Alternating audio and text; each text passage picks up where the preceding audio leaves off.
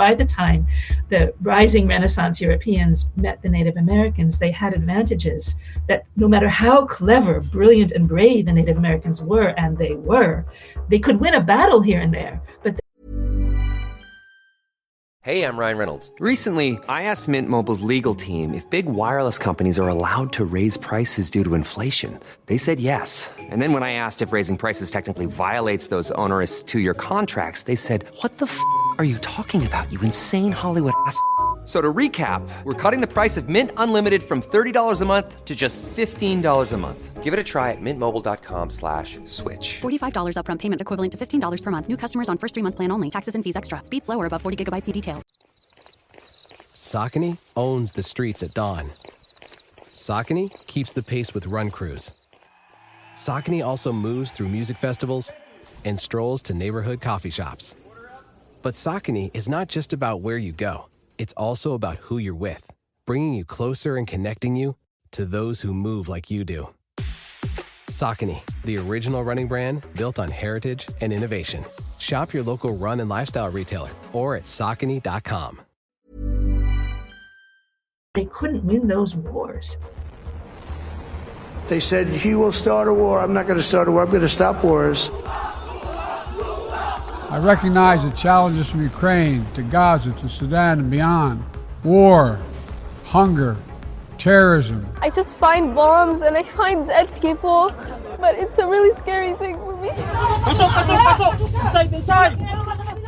I'm Venetia Rainey, and this is Battle Lines. Today, we've got another Christmas holiday special for you. We're going to be looking at the Aztecs, how they dealt with internal conflicts, why they lost the war with the Spanish, and how history has misremembered them. Now, if you think that sounds a bit left field for this news-focused conflict and security podcast, you're right, and that's exactly the point. This is another idea that came from our much-missed late colleague and founder of this show, David Knowles. He was a font of unusual and creative ideas, and shortly before he died in September, he was reading a book called Fifth Son, A New History of the Aztecs by author and academic Camilla Townsend. He had raved about it, and in our last team meeting together, he pitched the idea of doing an episode based on it. Pains me now to say that at the time I dismissed it. Too historical and far removed from the world we cover on this podcast, I said. But I've since read the book, and I can see why he was so excited about it. So, this episode is in memory of David. And to help us travel back 500 years and get into the world of the Aztecs, I'm thrilled to be joined by that book's author, Camilla Townsend. Camilla, welcome to Battle Lines. Thank you so much. I'm delighted to be here. Now, the book opens with the founding story of the Aztecs. It's the story of Shield Flower, or Chimalxochitl, a woman who's been captured and caged by a local chief to punish her father for trying to establish his own kingdom. She's naked, she's humiliated, and she asks to be sacrificed to the gods rather than endure life as a slave. As she burns to death, she screams at her enemies, "People of Culhuacan, I go to where my god lives. My people's descendants will all become great warriors. You will see." Camilla, there's so much to unpack in this one story. The pride, the identity as people who fight and survive, this idea of being fated to be great. What does it tell us about the Mexica people, better known today as the Aztecs? Right. Well, we have this impression of the Aztecs as people who ate hearts for breakfast, somehow were worse than all other human beings. But in fact, when I read their writings in their own languages, they come across very much like other people do. And that doesn't mean that they're not violent. I don't think I have to tell the listeners of your podcast that human beings do have tendencies towards violence and that we have to learn how to check and control those tendencies. But they behave very much like other human beings. And in fact, the Aztecs, who later became so powerful, they were the ones who were ruling the central Mexico when Hernando Cortez arrived. You were not wrong if that is who you had thought they were. They saw themselves as underdogs because they remembered that about 150 years earlier, they had been very literally underdogs. They were the latest arrivals in a group or several waves of arrivals of migrants from the north, from what is today the United States. And they saw themselves as they had been, that is, people without land, people without a home, who had to beg, borrow, and steal, kind of carve out a place for themselves in the Central Valley of Mexico. And they had been in the midst of doing that when they badly lost a war, which caused the daughter of the king to end up as a human sacrifice victim, as you read aloud. And they remember that very tragically, but they also remembered that in the stories that they told later as sort of proof that they were brave. If even this poor girl, this poor humiliated, caged girl had been so strong, then surely they could be strong too and do what they needed to do to survive so that there would be a next generation. They didn't see themselves as people who wanted to destroy the world. They saw themselves as people who were doing their best to survive, as so many people do. As you mentioned, they weren't born ruling this part of Mesoamerica. They were forced to set up in an unwanted, marshy swampland in the middle of a massive lake. And from there, they established Tenochtitlan, this powerful city-state, which became the centre of their empire that lasted hundreds of years. How did they do that? That is a great question. And I suppose I can't answer it with certainty, but I do have my theories based on the sources.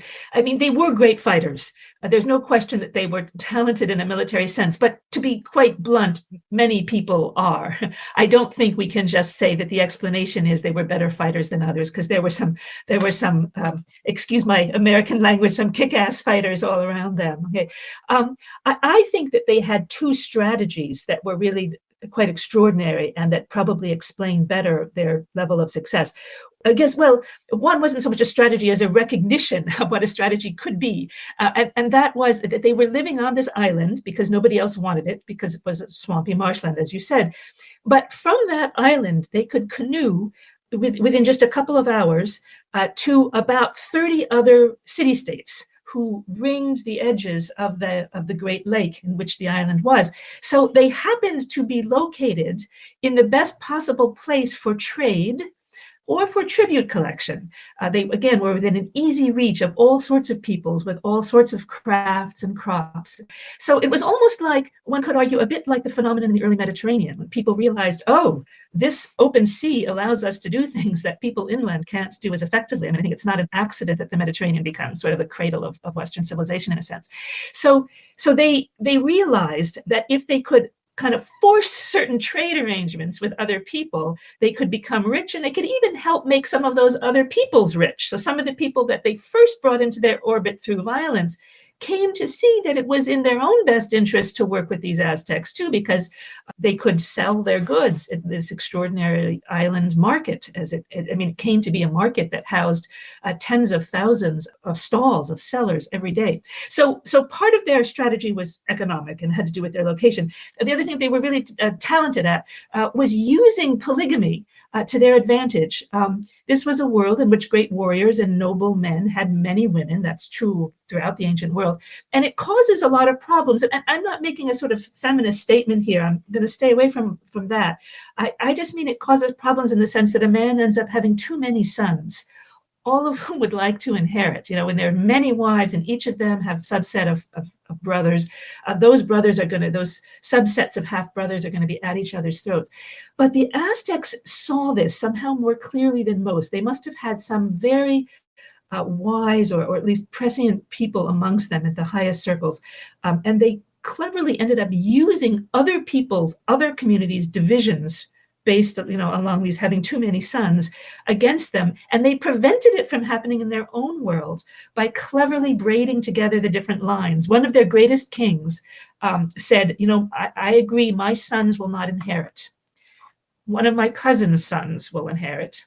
But that boy has to marry one of my daughters or granddaughters so that my descendants eventually will be part of the ruling line. And they kept doing that. They kept passing back and forth direct power, but then marrying the line that was currently in direct power with a daughter of one of the other lines, so that multiple lines ended up being invested. That's pretty clever. And it does not seem to have been something that all the other city-states did.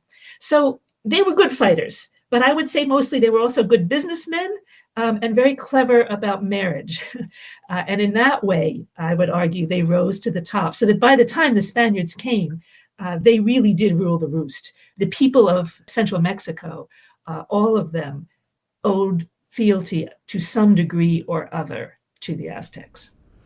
You mentioned that they were all really good warriors and that pretty much every young man, unless he was going to go into priesthood, had to train to be a fighter. Can you tell us a bit more about what that involved and why it was so important? Right. I mean, we mustn't imagine that there was a standing army. I mean, this was not that yet. Perhaps they would have come, I'm sure they would have come to that eventually. But this was still a world in which, as you said, all men were expected to be warriors to defend their people. This was not just true of the Aztecs, but all Native Americans and certainly all the indigenous people of Mexico. The Aztecs did bring that to a high art, though, in the sense that they actually developed schools for this. When you were about 12 or 13, if you were a guy, you went off to a boarding school, literally. Now, these boarding schools, there were many of them, and they were not so far from home, but it meant that you lived with people who were teaching you and with other boys. And you learned gradually how to be a warrior. Then you were sent off to battle, but not expected to be a full fighter. You were to work with a group of people to maybe take one captive, something like that. And then little by little, you worked your way up, so to speak, earned your stripes until you became a full warrior. Now, needless to say, there were some boys and young men for whom this really didn't work. And the sources are not entirely clear on what happened to them, but there is some reason to believe, there's some implicit evidence that they became the water carriers, that it was a mark of real shame to be unable to sort of pass your military classes, and you would then use whatever male strength upper body strength you had to carry water within the city, although that may not have been the case. It is also true, and we have direct evidence for this, that some of them became priests, but more priests were simply from priestly families. There's certainly no sense that all young boys who were unable to or unwilling to be that kind of warrior necessarily became priests, but some of them did. And priests themselves sometimes took on violent roles. They were, after all, among the teachers, the military teachers of the other boys, but some of them also kept the calendar, kept the writings, watched the stars. There were more scholarly and spiritual roles available for some of the priests. So it was a well thought out system that we don't know as much about as we would like to. Let's just put it that way. And what sort of weapons were these boys being trained to use? Right. This is an essential question. They didn't have in their world anything equivalent to our nukes. That is, there was no weapon that they had that nobody else had that gave them more power, which is why their various strategies were so important in building their power. But they did have an arsenal of weapons. And in fact, one of the things that they demanded in tribute from some of the people they conquered was more weaponry and more armor. So they were aware of its importance. Let's just put it that way. But most men worked on creating their own weapons and armor. Now, when I say armor, I mean cotton armor, padded layer after layer of cotton designed to diminish the impact of a stone arrow. And also shields, which were extraordinarily effective, very large, and sort of warrior costumes that were designed to be intimidating but still leave freedom of movement, sometimes made, for example, out of a jaguar pelt or something like that. What were the shields made out of? Wood, iron? Right. The woods, no metal. They did have a little bit of copper that they used for pins and needles, but it was literally a Stone Age society, despite its extraordinary sophistication. So very light wood that was then strung with layers of animal pelts and then beautifully decorated with the feathers, often of tropical birds. So some of these shields literally were neon colored in the way that tropical bird feathers are. Rivaling the most modern synthetic dyes. Okay, so in fact, there are descriptions of canoes because they like to approach by water, where the shields were literally hung on the edges of the canoes, and you could just see these rows, almost arcs of beautiful shields as the canoe came closer and closer in the early dawn. In any event, the weapons that you asked about did consist largely of projectiles, so bows and arrows, and spears, and the all-important spear thrower. They were, even before they had imported bows and arrows from the north, they had become expert at spear throwers. The closest that we would have to in our modern, largely urban lives, probably for your listeners, would be when you go to the park and you see elderly women like me, whose arms are too spindly to throw the ball very far for their little doggy, using these little sticks that allow you to extend your ability to throw the ball for the doggy. It worked in essentially that way. They also had clubs. And these clubs were particularly important in close combat because in them they embedded glass, obsidian, volcanic black glass, so that not only being clubbed, but cut. these were their most brutal weapons, and really used for the most horrific battles when they were really, really trying to make a point. There's a myth out there in some of the older literature that they never fought to kill, that they only fought to take prisoners. That is complete hogwash, utter nonsense. When it was necessary to use violence to put down rebels, or when they were themselves threatened, they fought with the same violence that any other army fights with. Were there ever any female warriors? That's a good question. We're not 100% sure. The sources in Nahuatl actually say that there were on a few occasions, but we're not sure what their role was because they mention this. It's in the context of their people already losing or being in the midst of losing a war. And in that desperate moment, it seems, at least in certain communities, the women would come out and fight. But we're not sure. Is the implication that they were trying to save the day? Is it just that they wanted to be killed rather than taken prisoner and becoming concubines? Was it purely symbolic? Was it in a way of conveying that they did admit defeat? We're not sure. We don't have enough references or enough descriptions. Largely warfare was a male endeavor, but women understood themselves to be warriors too. In fact, when you went into the all encompassing pain of childbirth, it was understood that you were taking a prisoner sort of from the universe. You were grabbing a soul from the universe for your people. And if you died in childbirth, you were honored just as much as a young man who died in war, because both are people who are giving their lives for their people. And it's the same kind of honor. So they didn't imagine that the average woman was just as good a military fighter, but they did imagine that the average woman was just as brave and just as important as a man. That they separated physical strength from courage. Let's talk a bit about human sacrifice. As you say, one of the things that's most associated with the Aztecs, thanks to popular culture depictions over the years. Traditionally, your book says that people had to be sacrificed to the gods at the end of every Nahua, their local calendar month. But during the reign of the last true Mexica emperor, Moctezuma, things ramped up significantly, didn't they? What did the sacrifices actually involve, and what was their purpose? Over time, more and more people were sacrificed, and it became, I would argue, more brutal. There's no question that by the end, dozens and possibly hundreds of people per year were being killed, their hearts excised on the killing stone in these ritual ceremonies. What they'd hoped to accomplish, or I guess I should say why they were doing this, is a subject of great debate amongst scholars. The priests said that they were doing it because if they did not feed the gods the blood of these human sacrifice victims, the universe would be threatened. The sun might not rise. And so some scholars have developed whole theories about this being their cosmovision, that it was a matter of great devoutness and spiritual faith, and it wasn't a mark of what we think of as violence or horror. On the other hand, we also know that that had only been occurring in the last few decades before the Spaniards arrived. For most of the century in which they were rising in power, the Aztecs weren't nearly powerful enough to do anything like that. They said, we used to, when we wanted to conquer somebody, we used to kidnap boys, young warriors from that region, bring them to see these horrible ceremonies, and then let them go. We knew, I'm paraphrasing here, but I'm being accurate.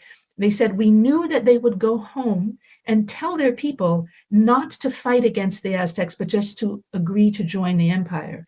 Because if they fought and lost, as was likely, untold numbers of people would then be sacrificed in this brutal way. One direct quote is, in this way, they were undone.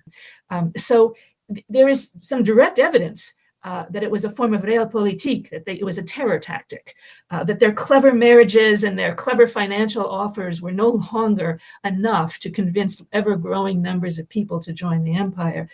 They didn't have the equivalent of nukes, but what they could do was terrorize people in this way. That is the school of thought that I subscribe to based on these Nahuatl language sources. But I will say many anthropologists, many of whom do not read Nahuatl and are operating on the evidence of the archaeological site of the Templo Mayor, the great temple in Tenochtitlan, sort of the only aspect of Aztec culture that they know well. They argue that this clearly was the be-all and end-all for them, this religious view. And I want to represent their view fairly. So.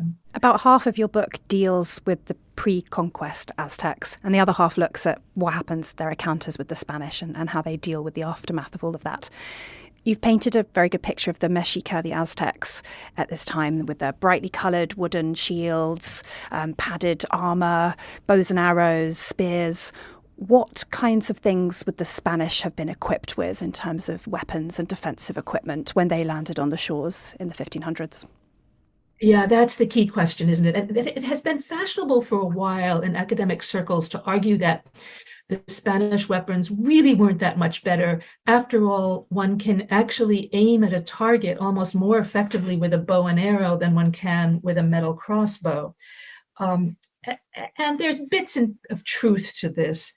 But in toto, there's no question that sort of late medieval, early Renaissance Europe had the technological advantage.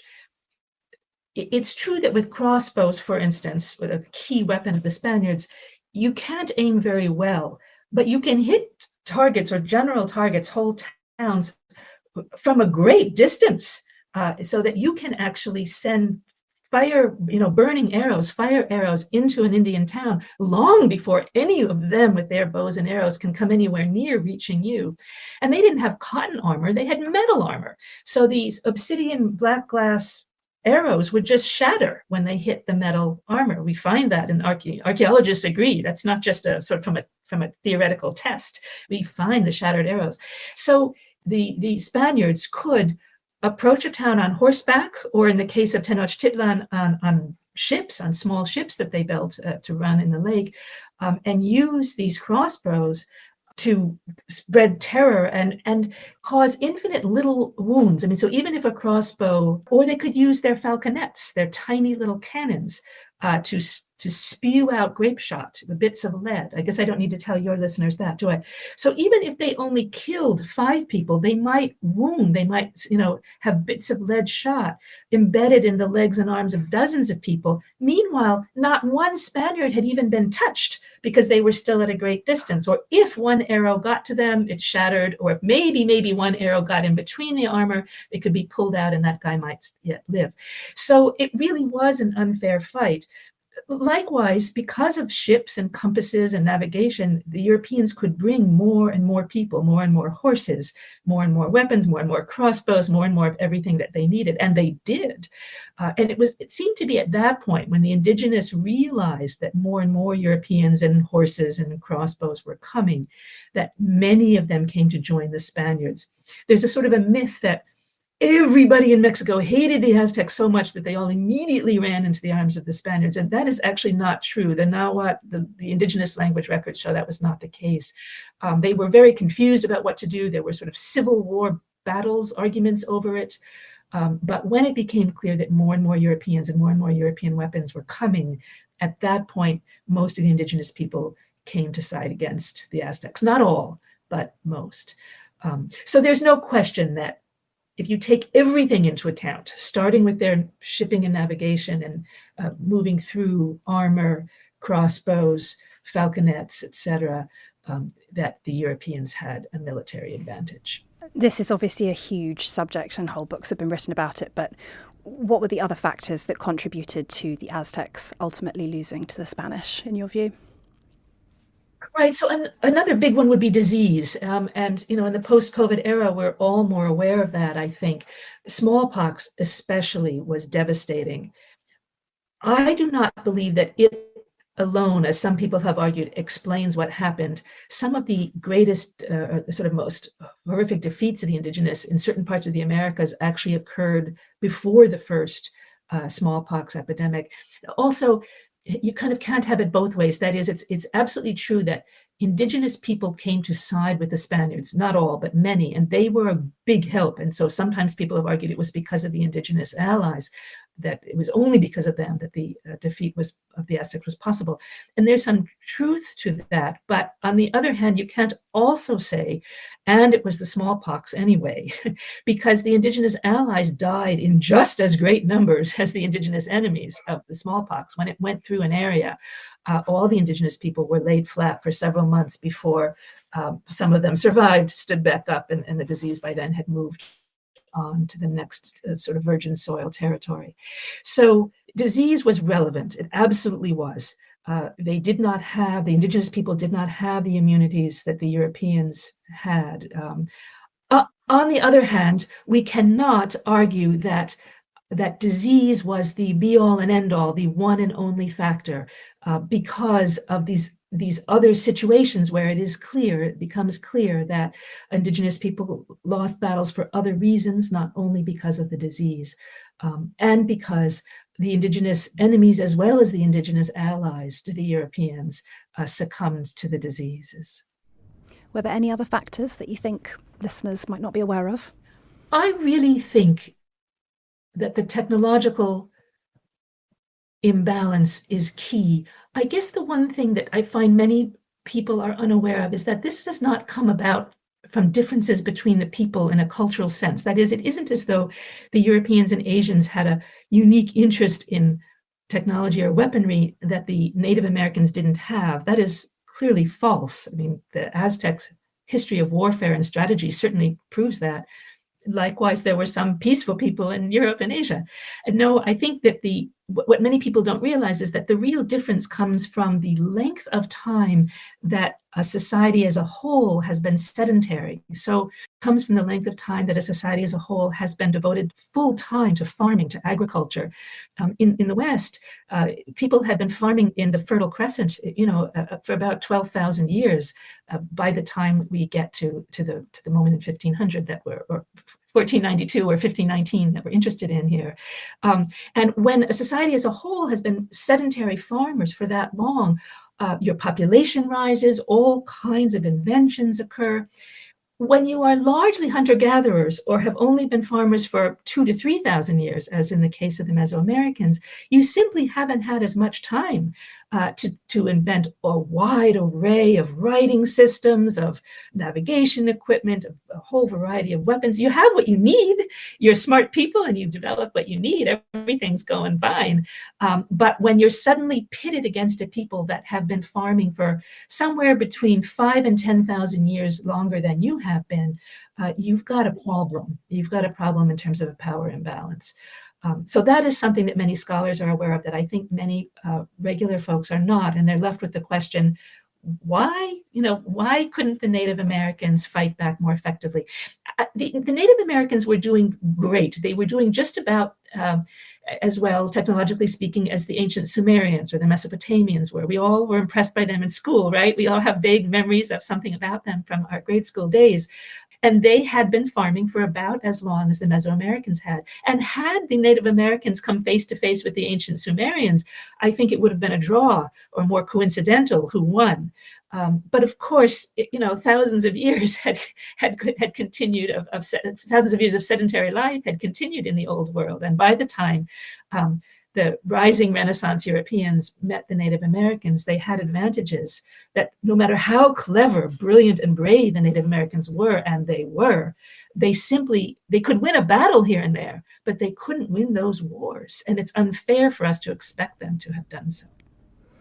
It's fascinating. And there's one more question I want to ask, because there's another conflict that runs throughout your book and sort of comes to the fore at various points, and that's about the historiography of the Aztecs.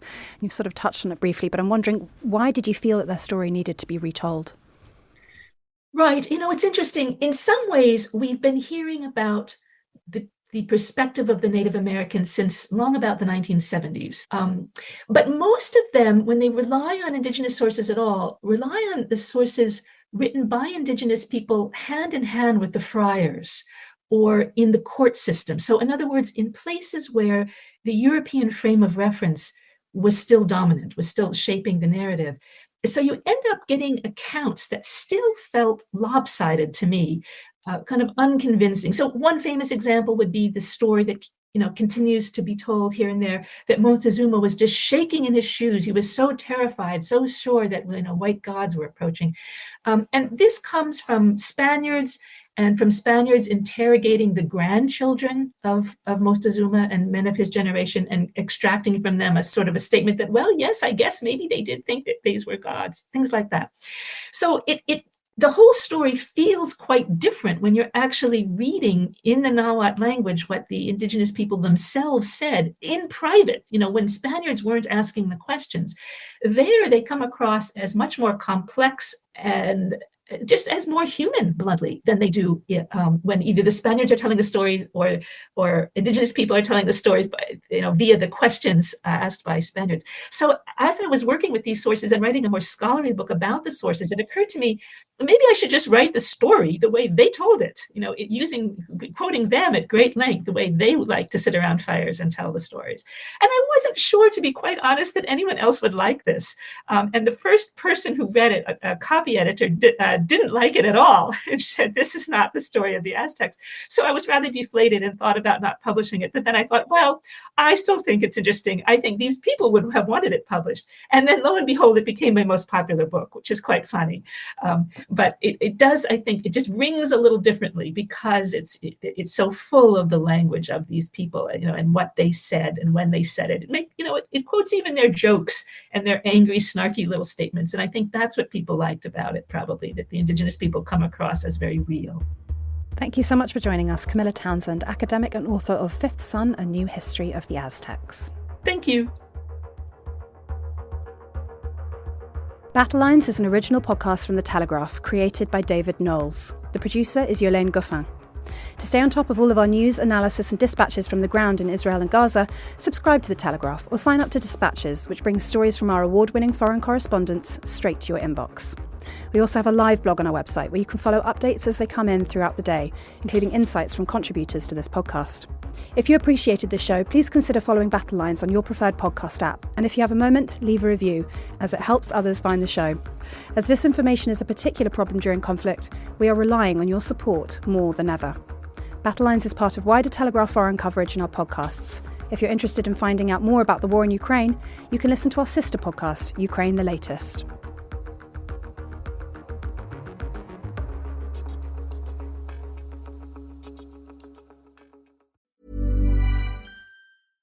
The holidays are here, and if you have a special someone and need a great gift idea, look no further. Consider supporting a great cause while giving a family member, friend, or colleague a chance to win a 2025 Toyota Supra GR 3.0 Premium by purchasing a Sweetheart Benefit raffle ticket. Not only will you be supporting Coach Joe Gibbs' Youth for Tomorrow, but giving that special someone a chance to win a shiny red sports car. For more details, visit youthfortomorrow.org. Merry Christmas.